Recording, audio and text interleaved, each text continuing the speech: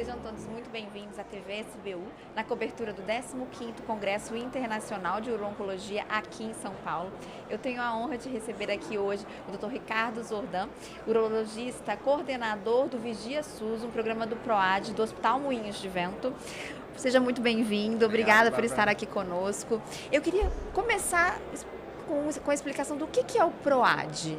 O PROAD é um programa do governo federal e que tem 6 hospitais de excelência, hospitais privados de excelência do Brasil, 5 aqui em São Paulo e 1 no Rio Grande do Sul, em Porto Alegre, que é o hospital que eu represento, que é o Moinhos de Vento. Eles financiam, através de isenção fiscal, programas de pesquisa, tá? De alta qualidade, onde os hospitais emprestam a expertise e a mão de obra altamente especializada em projetos que vão beneficiar o SUS em todas as regiões do país. Excelente. E dentro do PROAD, a gente tem o Vigia SUS, que o senhor é coordenador, né, no Hospital Moinhos de Vento, e o Vigia SUS, na verdade, é um programa, né, de vigilância ativa dentro do SUS. A gente sabe que o Brasil ele tem taxas de paciente em vigilância ativa muito aquém de outros países, e a gente sabe que a vigilância ativa é importante para evitar o overtreatment, né, o tratamento nesses pacientes com diagnóstico de câncer de próstata advindos do rastreamento prostático, que é PSA-based aqui no Brasil. Então explica pra gente um pouquinho o que é o Vigia SUS e como que ele está distribuído nas regiões do Brasil. Nós temos uma equipe de coordenação e eu sou um dos investigadores do centro coordenador, que é o Hospital Moinhos de Vento. Nós temos, a partir das diretrizes do Ministério da Saúde, no PROAD, a investigação tem que ser em todas as regiões, o N de cada região de pacientes selecionados para esse projeto de vigilância ativa em câncer de próstata, ISUP-1 apenas, né? Nós não incluímos ISUP-2, né, de baixo volume, são representados de acordo com a densidade populacional. Então, o N maior é na região sudeste e assim por diante. Então, nós temos hoje 20 centros recrutadores em todas as regiões, recrutando pacientes com ISUP-1. O primeiro paciente foi incluído em agosto de 2022 e já estamos com 255 pacientes em vigilância ativa dentro desse projeto.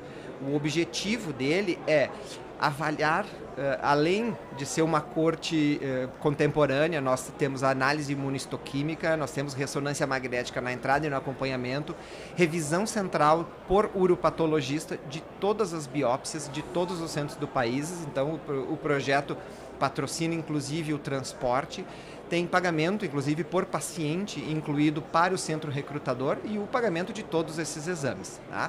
Eu acho que realmente a grande dificuldade que a gente tem hoje de fazer a vigilância ativa, principalmente no SUS, eu acho que é uma dificuldade no Brasil em termos geral, mas principalmente no SUS, é realmente o acesso aos exames de controle que a gente tem que fazer ao longo do acompanhamento para detectar a progressão. E, de alguma forma, o Vigia SUS ele centraliza isso nesses centros? Para esses pacientes, esse projeto inicial, ele tem um dos endpoints, é a avaliação do impacto financeiro.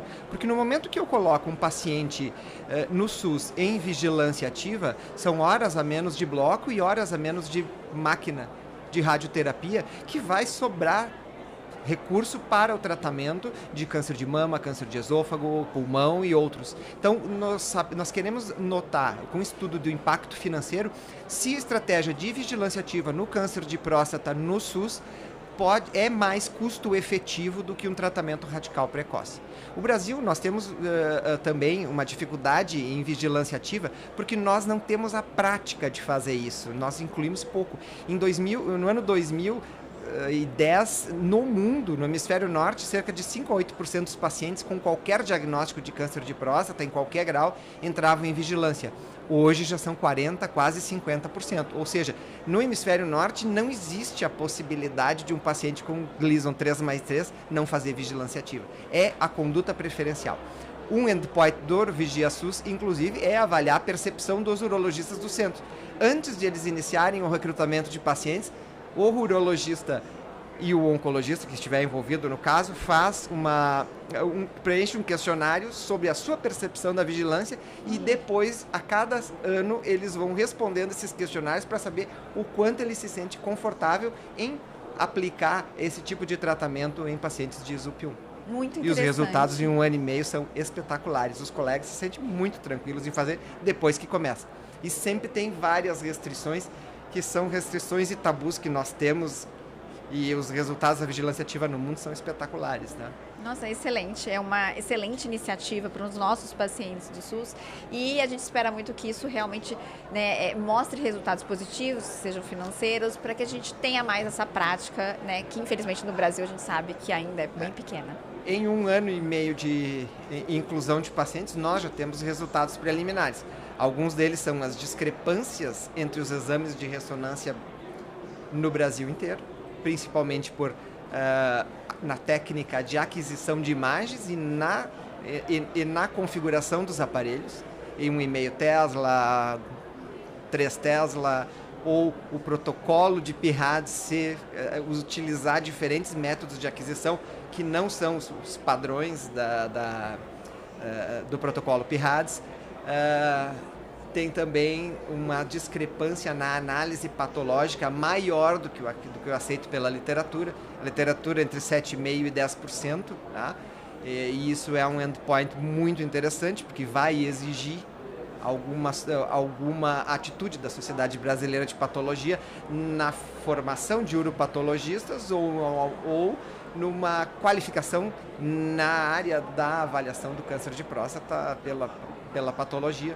Mas assim, o que eu estou falando são dados que são aceitos na literatura, mas que talvez uma atenção especial a partir desse tipo de observação que nós temos aqui no país. Perfeito, muito interessante. Muito obrigada por estar aqui conosco, trazendo esse projeto. É importante a gente divulgar que isso já está sendo feito no Brasil e que possamos ampliar para outros centros, né, para a gente ver. Tem um dado muito interessante, o Marcelo Claves, que nós convidamos para fazer uma aula no encontro dos investigadores, e ele levantou um dado que no Congresso Brasileiro, não o de Salvador, no anterior, ele fez uma comparação entre o tempo que foi falado de vigilância ativa em todo o Congresso, que foi de 6 minutos, e o tempo que foi falado sobre cirurgia robótica. Ele usou só essa comparação. Então, tu imagina assim, que nós temos um interesse gigantesco em certas... Nós temos os nossos vieses. Né? Nós temos os nossos vieses. E no Brasil, assim como nos Estados Unidos, né, nós temos vieses financeiros em relação a indicar os tratamentos, e a vigilância ativa não é um tratamento que remunera bem o médico. Os Estados Unidos é um bom exemplo. Os Estados Unidos, a gente até teve uma discussão de caso há pouco aqui, o seguro saúde lá, ele é muito restrito em relação à liberação. Então, se o paciente realmente se insere em critérios de vigilância ativa, ele não consegue liberar a cirurgia lá. E aqui no Brasil a gente sabe que não é bem assim. A gente tem, né, de uma forma um pouco mais frouxo essa... Mas tem certos pontos sociais, por exemplo, na vigilância ativa, que tem que ser levados em consideração. Sim. Por exemplo, um paciente que demora 9, 10, 11, 12 horas para chegar até o hospital para conseguir fazer a sua consulta, e ele tem que voltar a cada 6 meses, será que não é melhor operar esse paciente? A gente está falando de realidades completamente diferentes. Lá a gente não tem a saúde pública que a gente tem aqui. Exato. Então, realmente, por isso é um ponto realmente impactante. Então, esse exemplo que eu usei foi na saúde privada lá, porque mesmo na saúde privada no Brasil, os índices de vigilância ativa ainda são muito baixos comparados aos outros países. Então, são outras realidades. Mas muito obrigada por estar aqui conosco, obrigada por trazer esse projeto, é importante que todos conheçam. E vocês continuem acompanhando a TV SBU, se inscrevam no canal para continuar acompanhando as atualizações do 15º Congresso Internacional de Uro-Oncologia.